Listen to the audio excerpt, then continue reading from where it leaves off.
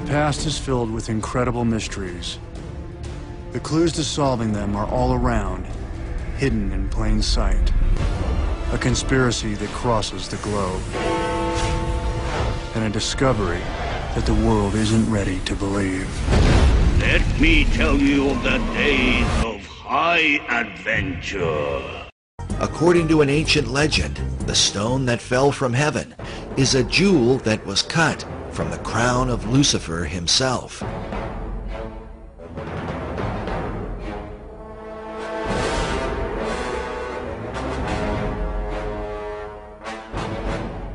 Commenting on this, Manly P. Hall writes that the lapis exilis, crown jewel of the archangel Lucifer, fell from heaven. Michael, archangel of the sun, at the head of the angelic hosts, swooped down upon Lucifer. During the conflict, Michael with his sword struck the flashing lapis exilis from the coronet of his adversary, and the green stone fell into the dark and immeasurable abyss. Hall goes on to say that out of Lucifer's radiant gem was fashioned the Grail, or Holy Grail, from which Christ is said to have drunk at the Last Supper. Its importance is recognized by nearly all occult societies in the world today.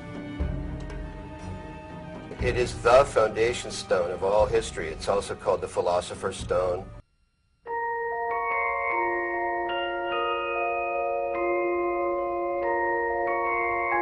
Did you ever make anything happen? Anything you couldn't explain?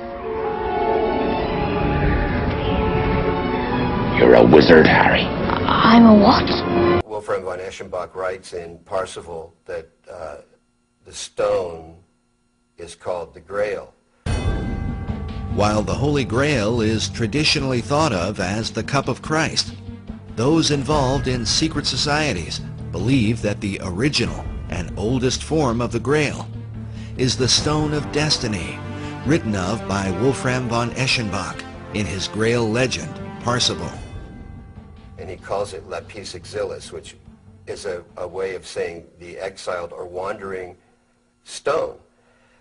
He does that because of the history known in Freemasonry and in the secret societies of this stone's movement around here and there, and where it would be would indicate the importance of that place. Now, Dr. Harris, can you tell us about this statue here? Oh well, this would be a very favorite thing to Manly Hall. This is Nicholas Roerich, who lived in the early part of well, actually, he lived even in the 20th century up until 1947. There's a Roerich Museum in New York, and this, of course, is of Mr. Roerich himself. And then there's this little casket, and in this casket symbolizes what he was given, which is the foundation stone of America. And we don't know where that stone is today.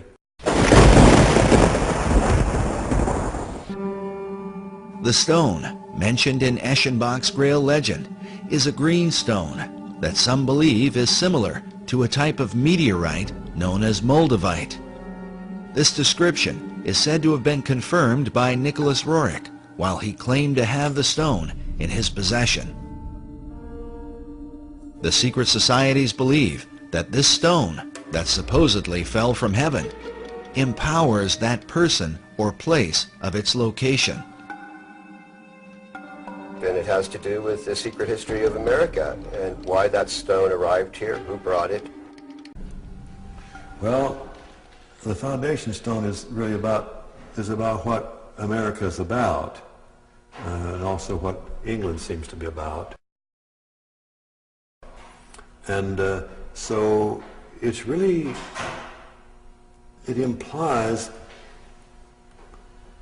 the great mysteries that was contained in the great mystery schools and of those who had this vision.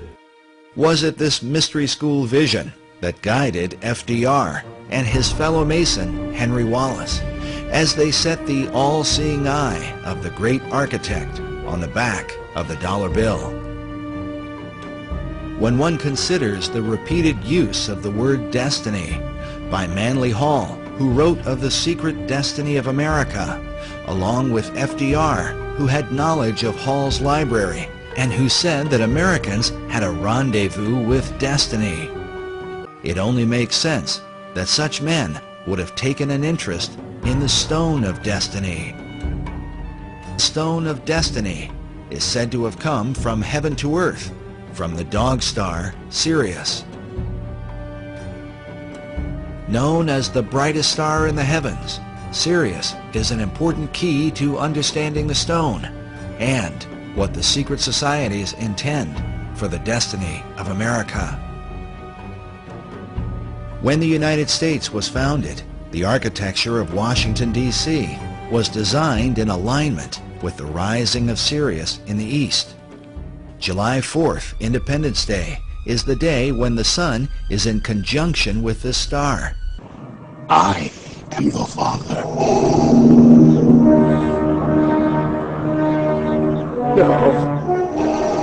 No. It's not true. That's impossible. Search your feelings. You know it to be true. No! No!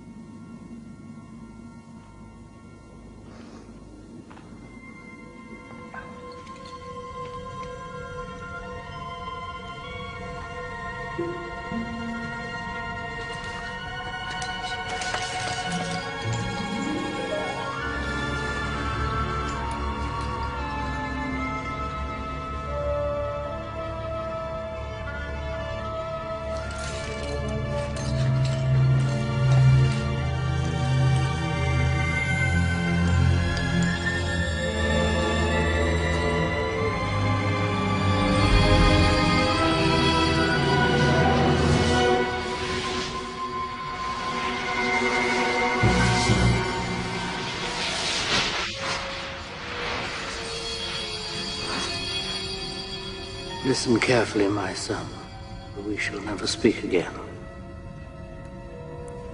If you hear me now, then you have made use of the only means left to you, the crystal source through which our communication was begun.